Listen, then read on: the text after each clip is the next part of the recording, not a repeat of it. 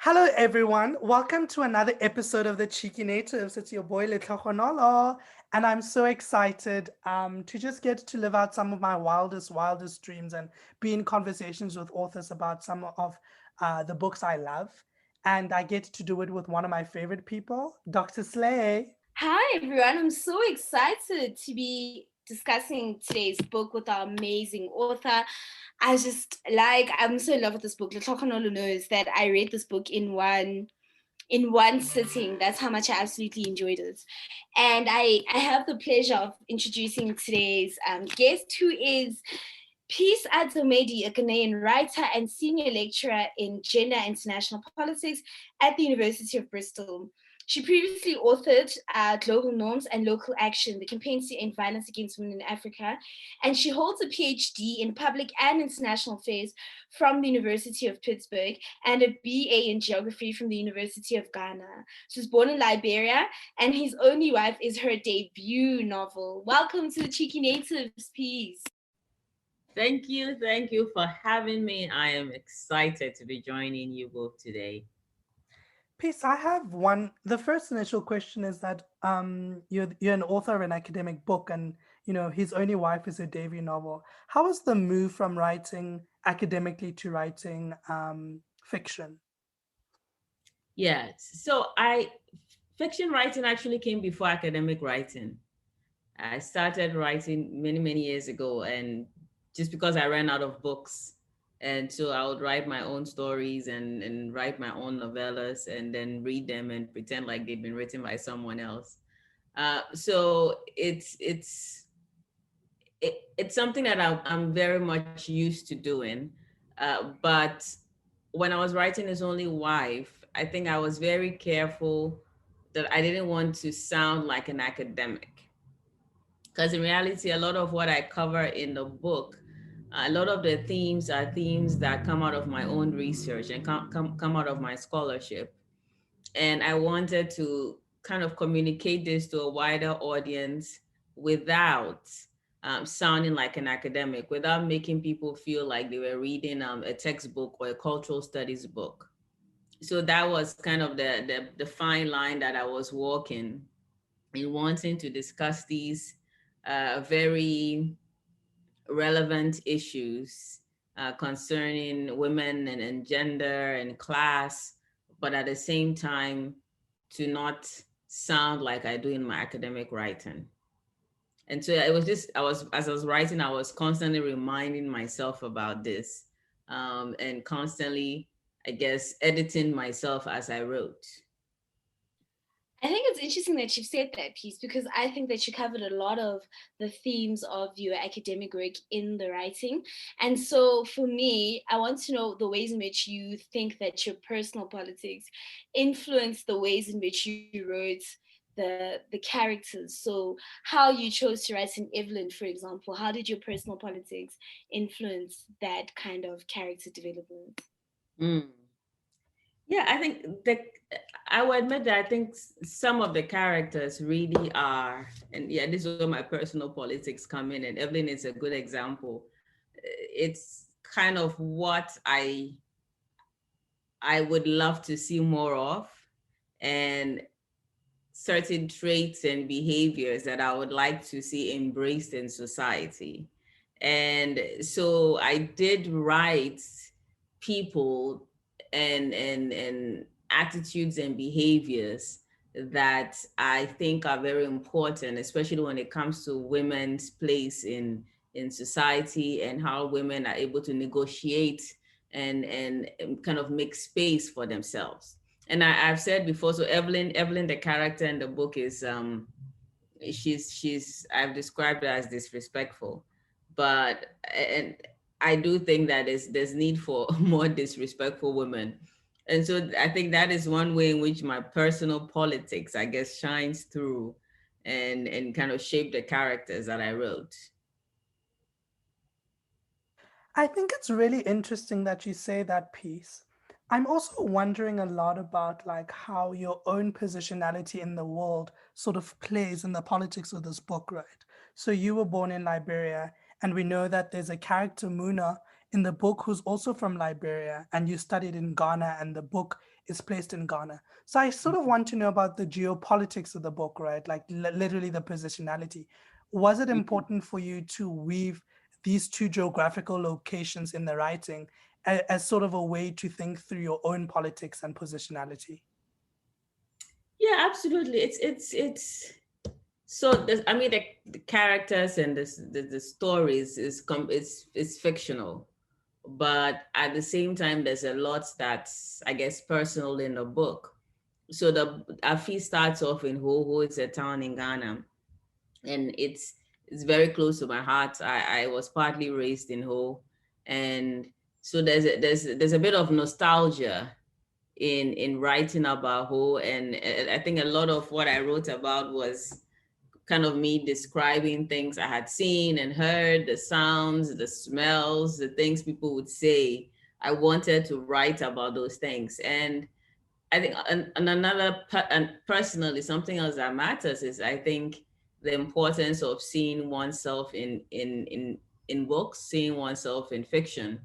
And it's not something that I've seen a lot of. And so I was really keen to write about Ho and this place in which I'd grown up, and in which I know people who still live there don't often get to see themselves in literature.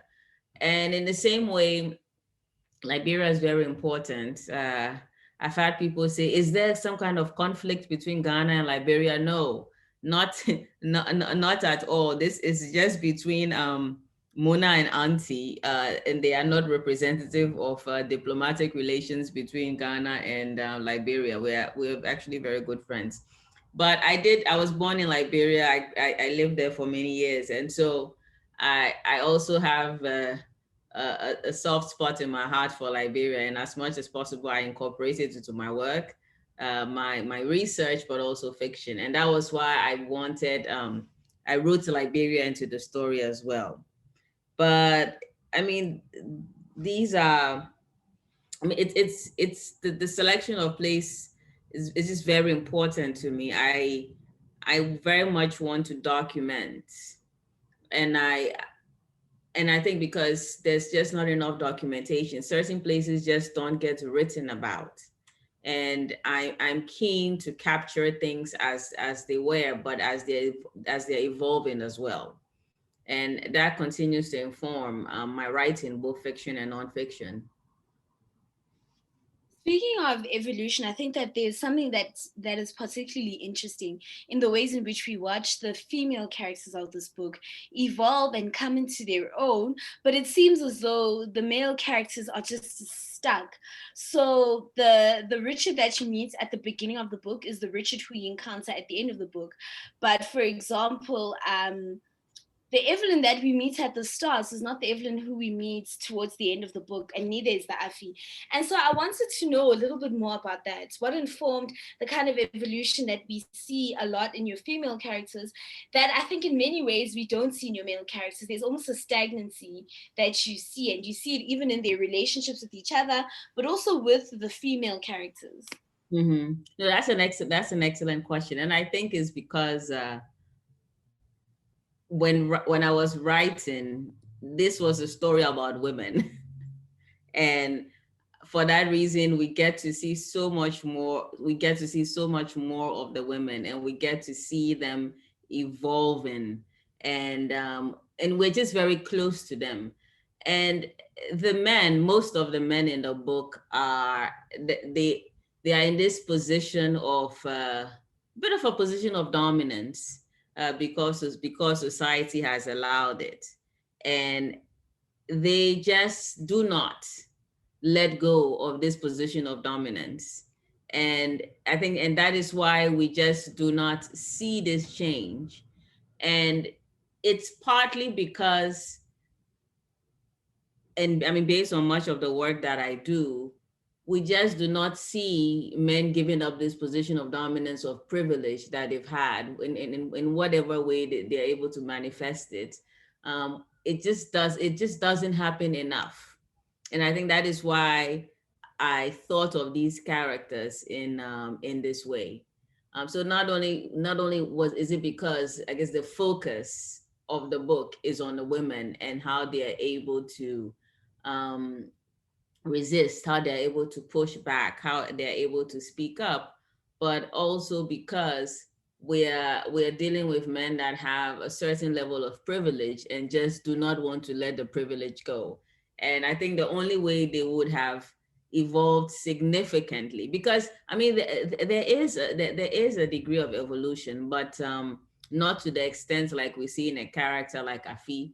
So Richard, for example, gets to a point where he comes to accept that this is like that, these are the choices that Afi is making. Toga Piles gets to a point where he realizes that, look, Afi is just not going to take whatever he decides to throw at her. And he, of course, he throws his tantrums, he gets angry, but he just comes to accept that that is a reality. So they are changing, but not necessarily in a very dramatic fashion, and not in a way that is very progressive. Their change is more like resigning themselves to the fact that the women have become quite outspoken more than anything. And I like that you say that piece, because I think one of the things that His Only Wife does beautifully is speak about like how women can create agencies in patriarchal societies. I think that we know that in patriarchal societies, women sort of need to carve out a way for them to exist, right? So you see Afe in the book sort of carve out a space for herself and be like, yeah, like these things that have worked for everyone else just don't work for me. And I hear what everyone is saying about I'm supposed to do this and I'm supposed to do that, but I don't want to. I want to live my own life and I want to control my own things, right? And I like that you did that, because I think that we often, when we think about like African societies, we think about how women in these societies don't necessarily have agency. And in many ways, what you try to do with, I think, most of the female characters is to show that you can carve out a space, right? I think about Muna, for instance, who is the, this idea of this disrespectful woman, but she's not disrespectful. In truth, she's just saying, you can't come into my house as another woman and control what I'm going to do in my house. You can't control me in the way that you've controlled other people. And you see Afe sort of take control of her life by saying, first of all, if this man is not going to come home, then why am I sitting at this apartment all by myself? I'm going to go to my mother's house. And, people dissuade her from doing that. And she's like, no, like, you are not the people who are crying yourself to sleep. You're not the people who are cooking. And so I'm going to do this. So I wanted to speak about that, right? Just like how His Only Wife is a commentary about like women exercising agencies in oppressive societies. Mm-hmm, mm-hmm. Yes, I mean, very much so. I mean, from the very beginning, I knew that I wanted to write a book about a woman who comes into her own very gradually on a very rocky path, but that she eventually arrives at a place where she is much more, I was going to say empowered, but I don't really like that word. she's uh, she's she's able to speak up, and she forces people to hear her when she speak and to respect what she has to say. So I really wanted basically to write a book about this, or a book that shows this. And I feel that, I think when we think about agency, we are often thinking about women doing things that are, things that are, I would say, very grand, and whether it's women as freedom fighters, Mm-hmm, and mm-hmm. women running for political office, and those things are just fantastic, and I love to see them. But I think that most women, and I'm thinking about whole growing up and the women that surrounded me, like, people are doing tiny things, taking very tiny steps that even the people around them might not necessarily notice. But those tiny things that they do, whether it's disagreeing openly, it's saying, no, I don't want to do this, it's standing up for yourself, it's speaking up for someone else. I think those things are revolutionary, because at the end of the day, most of us are just not going to do anything that's grand that will be recognized on the national or on the international scale, and that is fine. But there is just so much, I think, power in just the daily, everyday things that women do. And I just, in my work, I really want to shine a light on it. I was raised by a grandmother who was a farmer and baked bread. And that was her life. But she is one of like the most forceful people that I ever met, and in the amazing things that she was able to accomplish in her life. And I mean, I would write a book about her because she's my grandmother, but I don't think anyone else is going to say, well, we're going to write a book about her and we're going to build a statue in her honor. But she did so many things that I feel like were just groundbreaking. And so those are the kinds of stories that interest me, that I want to tell. Women's agency in ways that might not get a national recognition, but are still important to understand in society. And I also say, I think I just want to add this, that I think is important, is that when we think about politics, we have this notion of politics as this really thing, it's high up there. But I say that if you want to understand a society, you need to understand what happens within the home. And you need to understand these, like how much does society allow women to resist, and how much does society allow women to speak up and to, make demands. And I think that if you really want to understand that politics that seems far away, you need to understand the level of interaction and agency that women possess, at a very, I would say, within the home, within the community. That gives us a good understanding of a society. I love the ways in which women's relationships were written in this book. So I think of the friendship between Mausi's mother and Afi's mother, Mm-hmm. and you think of the relationship between Afi and Mausi. And I wanted to talk a little bit more about why you felt it was important to write about women's friendship in this book and to shine a spotlight on it in the way that you did. And this book is very much me remembering what I saw growing up. And I just saw that. And I continue to see that friendships, and sometimes a friend is a relative, or if a friend is someone who is, far away, but still friendships um, are just so very important in how women are able to navigate the world around them. And it's in big ways and it is in small ways. And in the book, friendship is almost like the engine that kind of turns the book and enables change to happen and propels the story, whether it's friendship between Afi's mother and Mausi's mother, or between Afi and Mausi themselves. It is this thing that is driving the story forward. And I just really I wanted to show this. And at the end of the day, all of the women in the book, because when we start off the book, we are made to think that Afi and Muna are on different sides. But by the time we get to the end of the book, we realize that, in fact, no, maybe Afi and Muna have been on the same side all along. And who knows, if given the chance, they might have been friends. And I really wanted to explore this, the complexities of female friendship. And going back to my theme of politics, I think it's political. I think it's powerful. And I think in literature, especially, female friendships might not be given the kind of attention that they deserve. At least not female friendships happening in Ghana, for example, might not be given the kind of attention that they deserve. And I wanted to contribute to changing that. I wanted to speak a little bit about Elekim's not showing up for his wedding and Ah, sort of that being a propeller of him not showing up in many instances, right? And just like how his character was really fascinating for me because I felt on the one hand, he was just a really trashy person because he treated, in my mind at least, and to my eye, both these women really disrespectfully. Mm-hmm.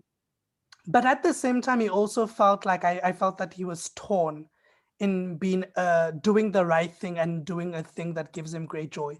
You know, Elma and I were talking about, and I think a discussion we can have is about love, right? Because I think that to some degree that there was love between Afi and No, him.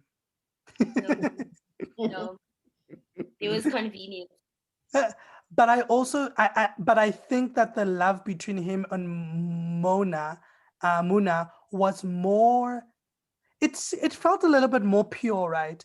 And I wonder if the arranged marriage has something to do with, as Alma is saying, the convenience and the how I would term some love and not like pure love. Mm-hmm. Mm-hmm. Yeah, I think definitely the arranged marriage had an important role to play. It's, if you think about it, it's almost like having someone foisted on you and you are supposed to, someone you barely know, you're supposed to make a life of this person. And I think they did try. Afi definitely tried. Ellie, I guess one could say he tried in his own way. But definitely there was something between Afi and Ellie. And by the time we get to the end of the book, there's feeling, I mean, there's feeling on both sides, and maybe Afi is feeling more than he is feeling. But at the same time, what is between Ellie and Mona is definitely different from what's between Ellie and Afi. And I think it's because Mona was something that happened, or what he had with Mona was something that happened naturally.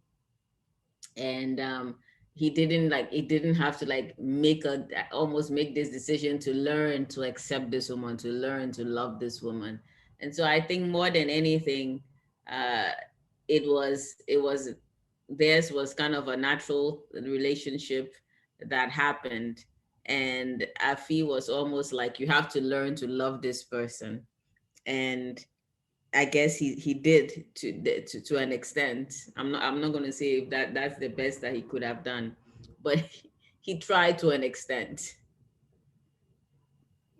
Guys, this trying to an extent is like, I feel in many ways that we see the ways in which patriarchy continuously oppresses women and limits their choices, and the ways in which it expands the world and the kind of choices that men can make throughout the book. And I think of the ways in which, for example, Elikem gets to navigate these two relationships almost seamlessly, and he's not held to account. So he has his wife that he claims he loves, Muna, kicked out of the house because Afi is now demanding that this must happen because she's had the son, etc. Right? And his relationship with Muna doesn't end, even though he's really betrayed her in quite an obvious way. But he's also allowed to just dangle the carrots between these two women. Like, if you perform a little bit more, and that's what patriarchy does. If you perform respectability, if you perform good wifery a little bit better than your competition, then you are likely to be chosen. And I think you see that so much in the book. And so for me, I was really grappling with the idea of being chosen. What is the commentary that the book is making around being chosen for both of these women? Because in different ways, they both feel that they've been chosen. And I feel like, Elma, I just want to reiterate what you're saying by reading. I think possibly one of my favorite things that Evelyn, who's my favorite girl, says in the book, right? So she says, yes, that's true, but also that you should be happy, most importantly, that you should be happy, that you should have peace of mind, that marriage shouldn't be an never ending competition where you spend your life fighting to be seen and be chosen, that all the money in the world is not worth the pain, tears, and sleepless nights. So you did good and you'll be fine. You're smart and you are not afraid of hard work, you'll be fine. And I think what you you pick up on is, where she says the marriage shouldn't be a ever-ending competition where you spend your life to be seen or chosen. Because I think a lot of it, as you say, Alma, is like I feel really just like sitting with herself and be like, I've done all these things, and yet this man doesn't want to choose me or want to see me. What more can I do? And so I think your question about like what does it mean to be chosen is quite pertinent. Yes, and I definitely wanted to say I was trying to make a statement about being chosen and the how problematic it is. I think so. Afi is told that if you do these things, if you look good and you cook and you clean and you're available sexually, and that is what is going to get you this grill, this holy grill of a man, that like the greatest prize. And that's the first problem, that this man is has been set up as like the prize and what you should aspire to, and like it's the greatest thing that you can get in life. When she wants to go to school, her mother's like sit at home and wait for him so that when he comes you can cater to him. um and I really wanted to make that a problem, and hopefully get readers um, to themselves to question this notion of the man as a prize. And Afi does reach a point when she's like, is he a prize? Or is he is he a husband? But I also wanted to show that even if you do everything right, there's no guarantee that you're going to get what you want. And especially, so when Afi, by the time Afi has a son, she's gotten really confident. And she's like, I've done it all and I have the son. And that is going to get me the man. But I mean, how many stories are in there of women who do that and even more, and they still get cheated on, or um, um, they end up not winning this prize, which is the man. And I really wanted to really to unpack this whole idea about a man as something that almost an accomplishment, getting a man as an accomplishment. And I also really wanted to kind of this really get at this issue of competition between women for men, where and I don't even think necessarily women are competing so much as society makes it seem like women are competing. And this whole idea that if you have to outdo the other women. So when auntie comes and auntie is like, well, he's this, these Accra women, you have to be careful, otherwise they will snatch him. And it's like there's this constant competition. And no, and what we need to be asking is have we set the man up on the pedestal and we're asking women to compete for him? Why is that a thing that's happening? Why is it that despite everything that women bring to the table, society is not set up, or many societies are not set up that people should be competing for the women, and rather is the other way around? Or actually, maybe nobody should be competing for anyone. We should just all get along and live in live without all of that stress. But anyway, those were things that I wanted to really get at in the book. I like that you say that because I feel like there's another part where I was chuckling, where there's this idea in African societies where um, people are always concerned about what other people are going to say. So Mm, Afe makes this decision that she wants to get divorced, right? Because she no longer wants to fight to be chosen or to be seen. And mm, she speaks to her mother and she says to her mother, look, my babes, I want out. And she says, Fee, you know that people will talk. And I love her reply to that, where she said, let them talk. Am I the first woman to ask for a divorce in this country? Women do it all the time and their lives don't come to an end. They continue to breathe and work, and some of them even manage to find love again. Why should I be any different? I'm still young. My business is going well. I will work and take care of myself and my son. even if Eli decides not to give me one seed after today, we will be fine. So there's also this idea that I really love about like these women characters, particularly the three, Mona, um, Muna, Evelyn, and Afi, who sort of at some point are like, fuck the patriarchy, you know? Because we're living in this world where we need to constantly do things for these men. And clearly this man is not going to choose me because he's already made up his mind. Why should I then suffer because of the decisions that he's made? And I really loved that in really subtle but powerful ways, these women were like, you know, giving the middle finger to patriarchy. Yes, and I really wanted this. And when I began writing the book, I kind of thought I knew how it was going to go, but even the characters surprised me along the way as they became even more vocal than I am even. So I like that part about it. And a lot of it, when I write, in my mind, I have an idea of what the characters are going to do and what they're going to say. And then I start writing, and then everything, like, they just take on a life of their own. And I love it when that happens. And for Afi was not, when I initially conceptualized this book, or came up with the story, Afi was not going to be as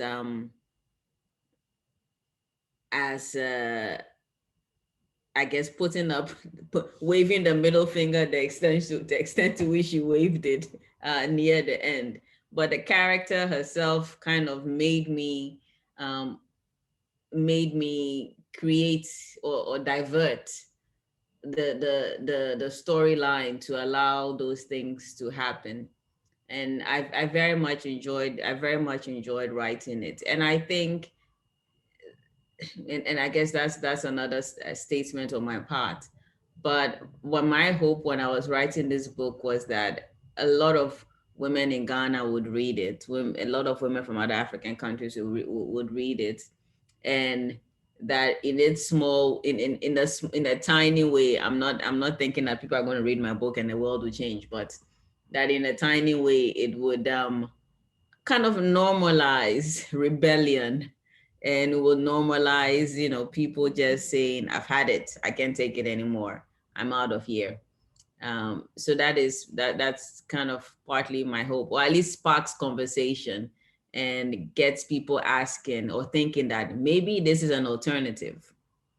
And the point about society and what people think, I see it everywhere to an extent where people are concerned with what people think, but I think it's especially salient, in Ghana and probably in many other African countries. But it actually partly comes out of my research. I work on issues of violence against women, and I remember doing interviews with women in Cote d'Ivoire, and these were survivors of sexual violence. And when they would talk about why they didn't want to report uh, sexual violence to the police, the biggest issue was they were worried that people would know they had been raped. And after they had reported, some of them said, I regret it because now people know. And when I walk down the street, people are like, that's the woman that was raped. And people, even when my friends walk down the street, people are like, that is the friend of the woman who was raped. And so I was very aware of how, from my own personal experience, but also from my own research about how much people were worried, and people are worried and concerned about what people closest to them think. And I feel like it's, you have to, when you live in a society where, if there's a fire and you call the fire department, they might not come, or they will come after your house is burnt down. So the people closest to you are extremely important. The people around you are important. And so I understand why, people have these concerns, but it also, it ends up confining people. and making it harder to do what is best for you. And I really wanted to write about this and hopefully get people thinking also about the extent to which the people around us are unknowingly or maybe knowingly controlling what we do. Speaking of the people around us knowing and controlling what we do, I think that auntie is an interesting example of the ways in which people around us seek control. Auntie is a benevolent dictator at best, you know. and, and there's a way in which she navigates the kind of choices that people around her feel that they can make because of her. And I wanted to delve a little bit more into the character of auntie, because on the surface, auntie is a good person. She is kind. She donates to the less fortunate. At any given time, there are a number of children that she's putting through school. But auntie is also deeply problematic. And so I wanted to talk about why you wanted to write a character that is a woman as multifaceted as auntie. Yeah, I really wanted to write about characters that were complex. I think it's and partly because that is just how people are. And like you can think of someone that's extremely horrible, and then you meet someone who's like, well, that guy is just nice. And that is just the way the world is. And I really wanted to show this in the book. So auntie is, she is not, she's a very complex character. There is so much to her. And I like that she's straddling she to an extent she's straddling the what we think of as masculine as well as the feminine. She plays both of those roles very well. She's aware of her power and she wields her power, but she knows how to wield her power in such a way that it inspires devotion. I was going to say love, but maybe not love from the people around her. Love from her kids, yes, but more devotion and gratitude and loyalty from her neighbors and the people in the town who she's helping. And yeah, so that's the character of auntie. And she causes us to question what we think of as motherly behavior. And I think that is just wonderful, because in reality a lot of mothers are, maybe not a lot, but many mothers are demanding, and many mothers are saying that their kids should put obligation towards family first before their own whatever personal desires. But And also for me, Peace, uh, I think that something that came up was the idea that there are characteristics in Auntie that make her very successful as a Black woman who's navigating the world by herself, mhm. which are also then undesirable in her familial relationships. And so when I think of how Auntie is so successful and has been able to be successful at the age that she's in, right? I think about what it must have taken for her to be, but also the ways in which the world has hardened her. Mhm. Absolutely, because the fact that she is who she is because of her character.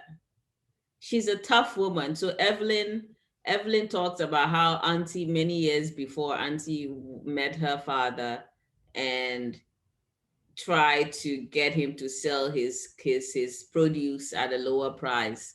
And when he refused, he became Auntie's enemy. So that is the woman, like that's the woman she is. She's tough.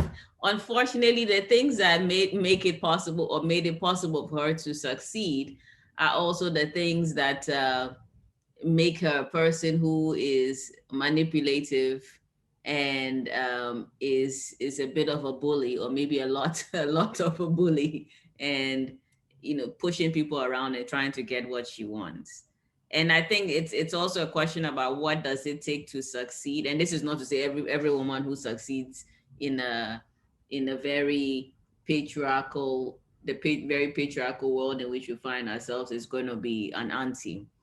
But it's sometimes the behavior that is, or the traits that are rewarded when it comes to business and commerce and politics tend not to necessarily be the traits that make people kind and nurturing.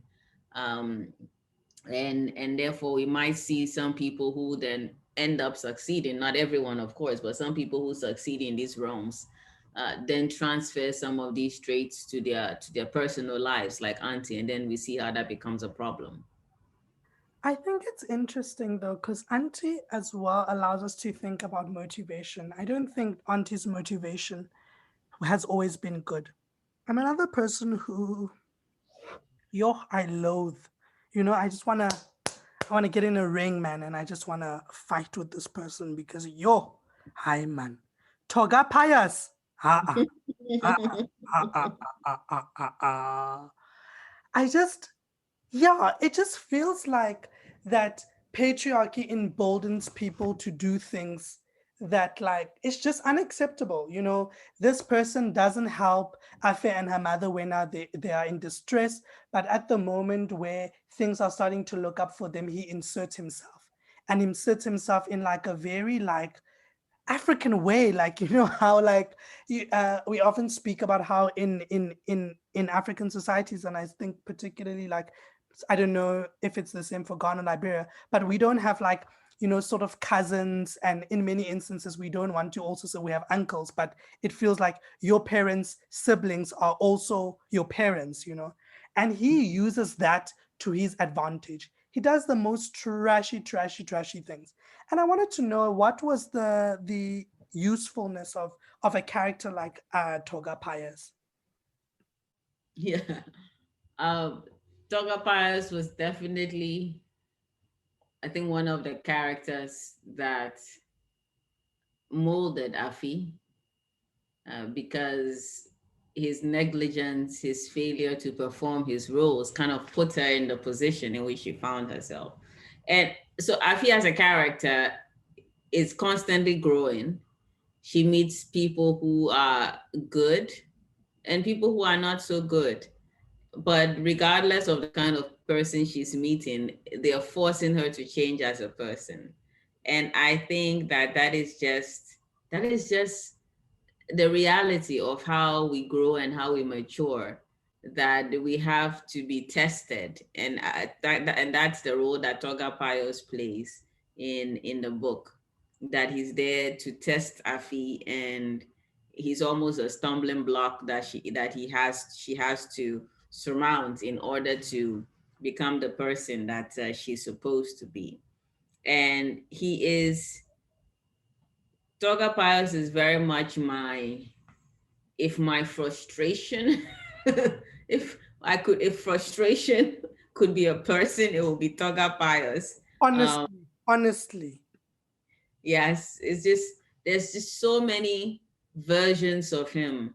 I think that it's a lot of the things that I detest about toxic masculinity, um, about the patriarchy, are kind of wrapped up neatly into this character of Toga Pius. And the funniest part about it is when my father read the book and said, "This is someone I know." And he was convinced that the character was based on someone he knows. And I said, "No, this is just," but then the fact that he thought he knew someone like Toga Pius in itself is troubling, that there are individuals out there who fit his everything, his terrible characters, his characteristics. But and I told my father, no, it's actually not any one person. It's more ideas that have come together, and also, I guess, experiences and things I've heard over time about people's behavior, and all of that comes together into this one character that's very easy to loathe. But I enjoy Toga Pius because he made me laugh constantly. Like, so as I write some, partly it's kind of my, I guess it's what I do for fun. And so as I'm writing, it's almost like I'm also a reader, and I'm being entertained by the characters, and I'm shaking my head at their antics. So Toga Pius was actually a character that I very much enjoyed writing. I think one of my favorite scenes is when he shows up at Afi's house and he's like giving running commentary on what the food in the fridge and everything. And I absolutely love that part. He's a character that made me laugh a lot. I'm glad that, you know, Toga Pius made you laugh, Peace, because Toga Pius, like, he enraged me, you know, like Toga Pius really just represents the worst of what I think men have to offer. And so I think it's interesting that he made you laugh, but it made me then wonder about how your characters come to you. You know, there are authors who've described characters coming and sitting with them and actually speaking to them. And I wonder what characters come to you and do. Like I wonder how Toga Pius manifested. I think often it starts off as an idea more than like before it actually gets to a stage where it's a character. Because even like the character of Afi, I just knew I wanted to write about a young woman who, you know, steps on some toes and does what she wants very gradually, but eventually gets to a stage where she's able to do what she wants in life. And it was years before that idea kind of became Afi. And so that is how I guess I come up with my characters. I usually start off with an idea, and then the ideas eventually evolve to a stage where I start adding meat and bones to them, and they eventually become people. So Tiger Pius was, I think when I was writing, it was more like, you know, those things that annoy you about people, about like certain men that you meet, those characteristics that annoy you. That is what this character is going to be. And then it's out of the ideas that then eventually it's you end up with a character like Toga Pius, or that I end up with a character like him. What I'm really interested in is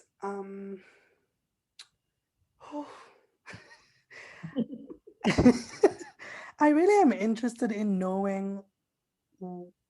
I felt that you shied away from explicitly writing about the sex, and I was really interested in that, like what the rationale was around sort of not writing too deeply about the sex. Yeah. Well, I'm glad you brought that up. I did write explicitly about the sex, and my editor was like, well, we should leave some of it to the imagination. So I then went back and decided that okay, I would leave some things to the imagination. So there was definitely more sex, and the sex for me was a statement.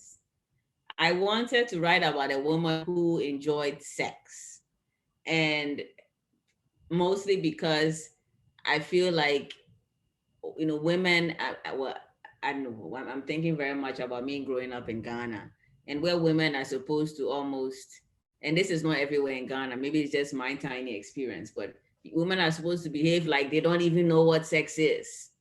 And sex is just supposed to be something that men enjoy. But the fact is that women enjoy sex. And I just wanted to write about a woman who enjoyed sex. And you can see that Afi and Evelyn are different in that Afi enjoys sex, but she's being socialized to think that it's almost shameful to enjoy sex. So she's pretending like she doesn't, and Evelyn's like, I don't care. This is what I think about sex. This is when I had sex, and she talks about it openly. So I really wanted to write about just women having sex and enjoying it and not apologizing for it and not having to be ashamed of it or for it. Or for, yeah, that's what it is about the sex part. So yes, there was definitely more sex in the book. I want more sex, please. Habits. What did you say, Alma? Elma. I mean, peace. So, so I think that it's interesting that you know, Letlokhonolo brought up sex, because I think that the attitude to sex displayed by Mausi's mother and Afi's mother actually tells us so much about their character and their relationship with their children. So Afi's mother wants to pretend that, you know, Elikem is the first man her daughter's been with, but Mausi's mother has a completely different attitude. And I think it was so interesting that she used sex to give us almost a glimpse into the very different characters that these two women have. Yeah, because Afi's mother is just very conservative when it comes to sex, when it comes to almost everything. And once again, this goes back to being concerned about what people think. She's very much a core part of the church. She's a very strong member of the church community. So she's always, of course, very concerned about what her fellow churchgoers are going to say about her. But then we see Mausi's mother is like, this is what I want. I don't care what my husband says. I will fight him if I have to. So Mausi's mother, yes, you would think of her as a woman who you find she doesn't have a formal education, similar to, you know, somebody like Evelyn.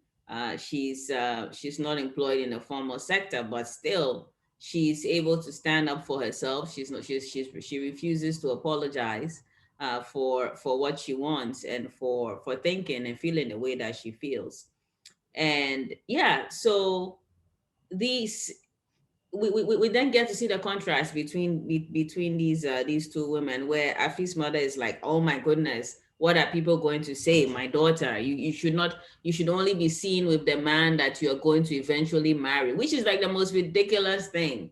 Like that the only man people should see you with is a man that you marry. How do you even go about doing all of that?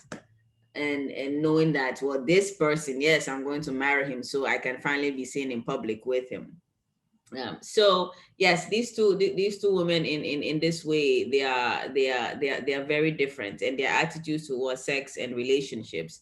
Mausi's mother, you know, invites Mausi's boyfriend to their home for supper, whereas Afi's mother is like, I'm just going to pretend you've never seen a man before. Can we talk about the ending of this book? Because yeah, mm-mm, mm-mm. No, no, no, no, no. I mean, Peace, is it possible? Do you have your book with you? I do have my book with me, Can yes. I ask you to read the sort of um the page before the last? I don't know, we may have different versions, but the sentence starts with Eli comes by several times a week. Okay, you want me to read that last paragraph? Yes, until the end of the book. Okay. Ellie comes by several times a week. I haven't tried to stop him from seeing Salem. We've agreed that he can come by as often as he wants. He just has to tell me beforehand. I've also asked that he keep my son away from his woman. I heard from Evelyn that she has not moved back. She's not moved back into the house. But how can she, when Auntie has instructed Yaya to move in and take care of her brother, as though the house full of servants is not enough, as though Ellie is a baby who can't take care of himself. He usually doesn't stay long when he comes here, and he's mostly in the bedroom of Salem or in the front yard. I try to stay away from the house when he gives me enough warning of his visits. I have to do this because my heart still beats wildly when I see him. I still wish that he had been at our wedding, that he, instead of Richard, had given me the ring and the Bible, that he had married me, that he'd wanted me to be his wife, his only wife. I mean, whoo, I just, I felt it, you know, I felt it where she was. I actually want to talk a little bit about like the frustration that Afi puts you through as a reader, and I'm sure that she puts you through as the writer, and the ways in which you actually force us as readers to become sympathetic to this character who's actually very frustrating.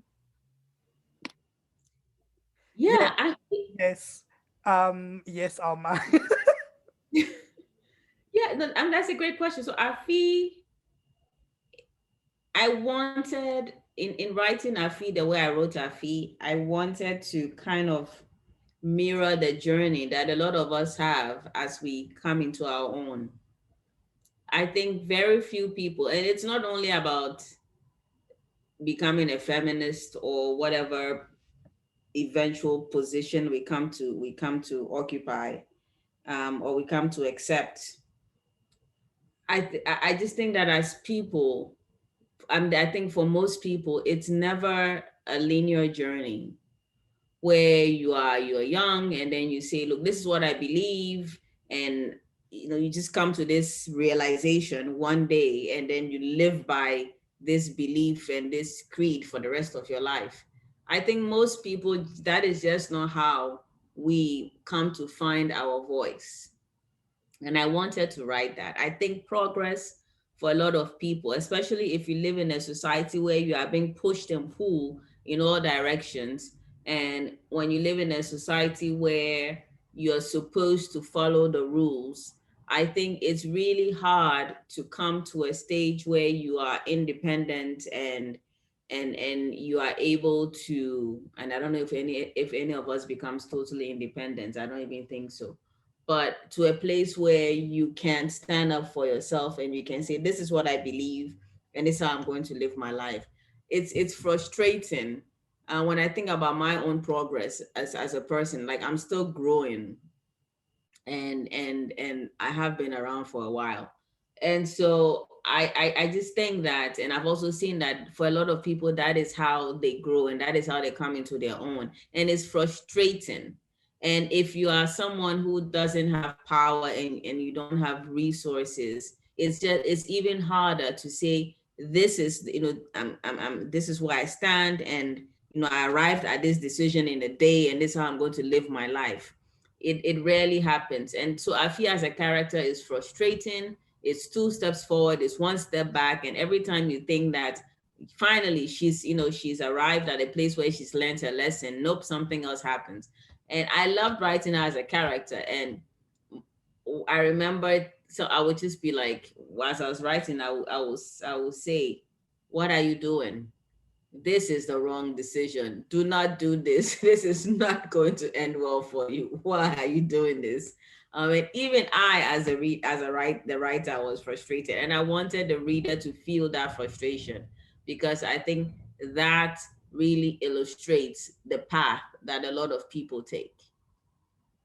But I think also there was at least for me, the last bit of the book sat with me because I was like, Afi also wanted to, like just the words, she says, or at least you write, but she says, I still wish that he had been at our wedding, that he, instead of Richard, had given me the ring and the Bible, that he had married me, that he had wanted me to be his wife, his only wife.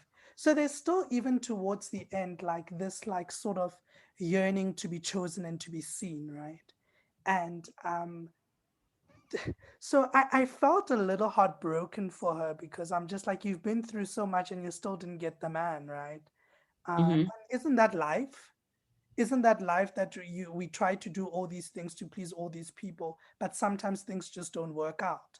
And how heartbreaking it is that, like, firstly, this man did not marry you, and now he still hasn't chosen you. Mm-hmm. Mm-hmm. Yeah, I think you captured it well. It's life. It's life. And I've had conversations with people say, well, I wanted a happy ending. And I said, well, I think this is a happy ending. Um, in that she is able to articulate what she wants. And I think we need to rethink what a happy ending is for women, or we need to be open to multiple happy endings, multiple paths, or multiple ideas of a happy ending. But that is life. The fact is that most people don't get what they want, and most people don't get the fairy tale ending. And most people have to learn to live with heartbreak, and so that's just what that's Afi's experience. And I think that's the experience of a lot of people. I think that's actually such a heartbreaking way to think about it. But I think that for me, it was also just a story of becoming, right? So I think that Afi, in the beginning of the book, may not have been able to make such a brave decision, but we watch Afi evolve so much that even when she gets her happy ending in a different version, Afi is strong enough, but also self-confident enough to accept it. And for me, it is heartbreaking that she doesn't get the happy ending that's textbook. But I think that to watch a woman come into herself and to choose herself is an act of revolution. So for me, that ending was actually quite beautiful. I very much agree with you. I very much agree with you. I think a big part of this book is, I think, I wanted her to put herself first. And the character, even the character, as the character developed, the character wanted to put herself first. And when I was writing, I had actually thought that Afi would end up with someone else. And in fact, that's the reason that the character Abraham exists in the book. Abraham, the man she meets at the Ah, dinner. so I'm not going crazy because I was like hoping. I was like, oh, I feel please, Yes, Afi. Just like, you know what I was even hoping for? You know, there's a moment where it's their son's birthday and he is at the party. yes. And there is a little encounter that they have outside of everything. I was like, please, just let them kiss. Just to, one kiss. And then just like, I feel must just do something for her. I want to kiss this man and I'm going to kiss him. And it didn't happen. So I was just like, okay, Yeah. in my imagination, they kiss. In your imagination, and that is good enough, my friend. No, but I thought when I was writing, I thought she was going to end up with Abraham.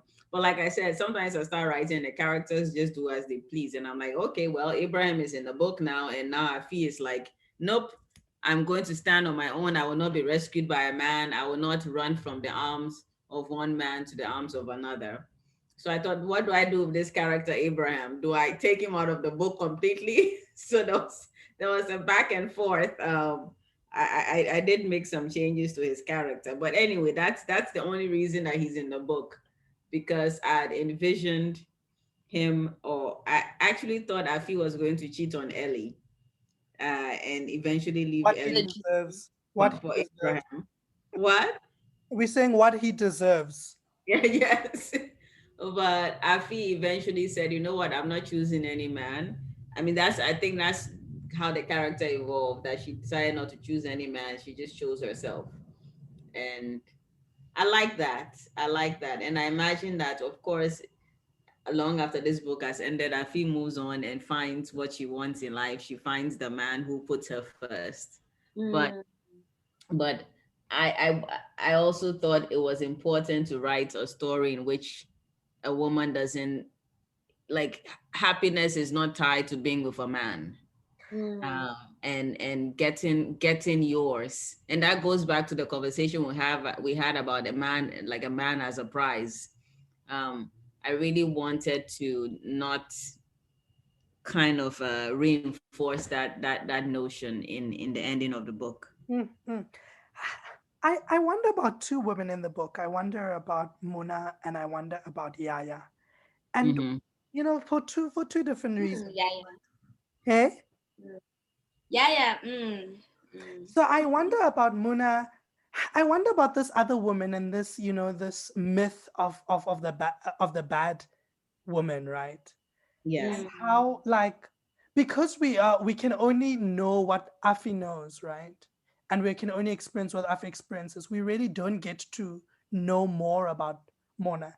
But was there ever somewhere in writing the book where she, maybe there was a confrontation between them and they sat it down and thrashed out what really was happening? Because I'm really curious, because obviously she's possibly not this witch that we're told she is. She's not ugly, because Afe says this is the most beautiful woman I've seen. If she were gold, it would look like her, right? So we know that, like, she's stunning.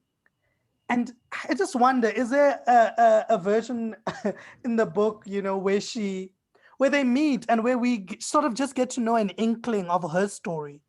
And I suppose similarly with Yaya, Yaya just seems like a little puppet for her mom's bidding.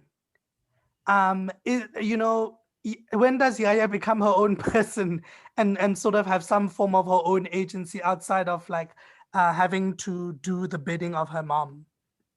Do you think, I mean, to counter that, do you think that she's a puppet of her mother's, or do you think that she is her mother in training, firstly, but also that she benefits quite a lot from the toxic ways in which her mother interacts with people around her? So Yaya is able to forge space and is able to dictate space and dictate the way that things happen in her family because of the space that her mother allows her. So I don't know that she's necessarily a puppet, but I think that she also benefits quite deeply from her mother's toxic behavior. Yeah, I think Yaya is a character. Yaya is that there's no feminist solidarity when it comes to Yaya. Yaya puts the patriarchy first. Yaya puts her class privilege above her gender solidarity. So yeah, I very much thought of Yaya, and Evelyn. Is it Evelyn describes Yaya as small auntie, and that is very much how I thought of Yaya. Alma, as you said, as auntie in training, and Yaya benefits from. And keep in mind that a lot of what is happening with auntie and with Yaya, it's about controlling the family's wealth, and it's about ensuring that they are vetting anyone who is being let in, and ensuring that that person is not going to in any way encroach or take away from them. Uh, Yaya wants to be. And why did they not like Mona? They didn't like Mona because Mona is not giving them free access to Ellie's house, and to them, Ellie's house is their house. And so Yaya is all about protecting the wealth and ensuring that she can continue to enjoy it.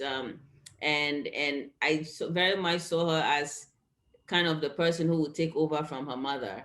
And maybe Ellie, so Ellie, of course, thinks that when his mother is gone, he will have some peace. But who knows? Maybe Yaya would be more of a troublemaker than her mother, although she will not get the same level of respect from her brothers that her mother gets. So anyway, so that's Yaya as a character. I mean, the question about whether or not I imagine Afi and Mona meeting. Yes, I had all these ideas of them, and me being quite, or me loving the melodramatic. It's like, well, there will be a great fight, and there will be a whatever, a brawl of some sort. There will be a screaming match. There will be whatever. I imagined Afi going to Mona's house and confronting her, or following Ellie one day when Ellie was, putting his bags in the trunk to go and spend the weekend. Afi following him secretly and then confronting them. So I did think of all of these things happening, but ultimately I decided that this was Afi's story, and I decided that, look, regardless of who Mona is, and how Mona became the person that she is, and why she's with Ellie, none of that. I mean, that is important, yes, but none of that mattered for Afi's story. What mattered was what Mona did and how Afi experienced it, or what not even what Mona did, but what Afi thought Mona was doing. And we don't get to hear from Mona in the book, and this was on purpose, because I wanted us to feel the same kind of frustration that Afi felt with people constantly, I mean, outright lying to her and concealing information from her. I wanted us as the well, I wanted the reader to experience this entire story the way Afi experienced it. So that is why we don't get to know Mona, because Afi also does not get to know Mona. And much of what the Ghanaians are able to do is because Afi doesn't know Mona. Peace, this has been such a wonderful conversation. I think it would be remiss of us not to ask you what your book being chosen as a Reese Witherspoon Book Club pick means and what it's done for you and your book. Hmm.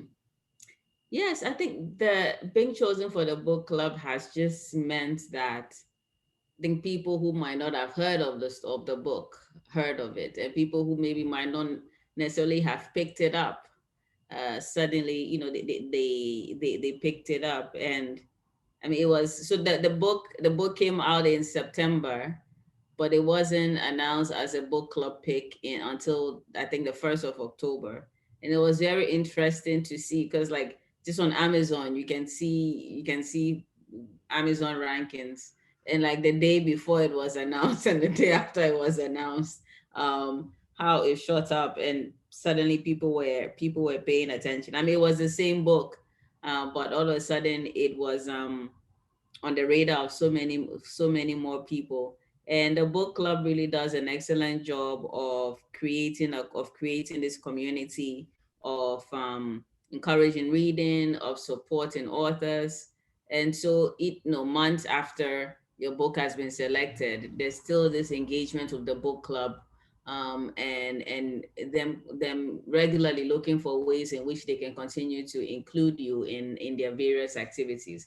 So I think I've just been really fortunate to be a part of this community, and I'm really happy for the attention that is brought to the book. Thank you so much, Peace. I think that, this has been a beautiful conversation. And I think we're always interested in stories that tell us more and encourage us to think widely about the interior lives of Black women, but also the ways in which we think about the Black woman in our lives, right? And I really think that this book did such a magnificent job of that. And so from the Cheeky Nieces, we just really want to give you your flowers, for writing in ways that brought Accra alive to Little Conol and I. I mean, we've been saying that we actually want to go to Ghana. Yo, We've Mama, I read, want to go today. now that Today, we've I read want to your go. book, we cannot wait to go to Ghana. But I think that's the beautiful thing about literature, is the ways in which it can bring the world to our doorsteps, right? And particularly so during a pandemic. So from the Cheeky Natives, we just wanted to give you your flowers and to thank you really for writing what is such a beautiful coming of age, but also just a coming of becoming of self, that I think a lot of people will have questions for their own lives after reading this book. Thank you, Alma. Thank you, Lefa Konono. It is like what you guys do is just is it's wonderful that you've created this platform, that you're engaging so deeply with the work. It's amazing. And as a first time author, first of all, I write a book and I'm like, is someone going to publish it? And then if it gets published, and that in itself is a dream. And then that people all over the world, that people in South Africa reading my book, it is, I don't think I'm ever going to get used to that to that idea, to this knowledge that there are people all over the world reading this book. So thank you all. Thank you for the love you've shown the book. Thank you for giving me the opportunity to discuss it with you. Thank you for your brilliant questions that have caused me to think even more deeply, about some of what I've written. Thank you so much. Ah, Cheeky Natives, as you've heard, we think the his only wife is legit, right? And obviously, I mean, some of Aisha Harun Atta says, I couldn't put down his only wife. Peace sentences are packed with muscle, beauty, and hilarity. And Cosmopolitan says a fierce and funny study of modern womanhood within Ghanaian culture. So really, like, we encourage you to go out and get his only wife. We think that you'll definitely enjoy it, and I think it's a really wonderful pick for a book club because it's so engaging. So if you're part of a book club, his only wife is a book that you definitely have as part of your books for this year. And Peace, we wish you all the very best. And Cheeky Natives, if you want to get a copy of his only wife, just pop us an email at info@cheekynatives.co.za and just ask us if we can order some copies for you through the Cheeky Merchant. And we're happy to do that because we think, you deserve this book in your library. Again, Peace, from the Cheeky Natives. We are really, really happy that you could join us. And Dr. Slay, thank you for always holding it down with me, and for also being like, you have to read this book and we have to speak to Peace. I mean, it's my pleasure. I'm just out here being Black Girl Magic. It's my absolute pleasure. Until Thank next time, cheeky natives. Bye-bye. Bye. Bye.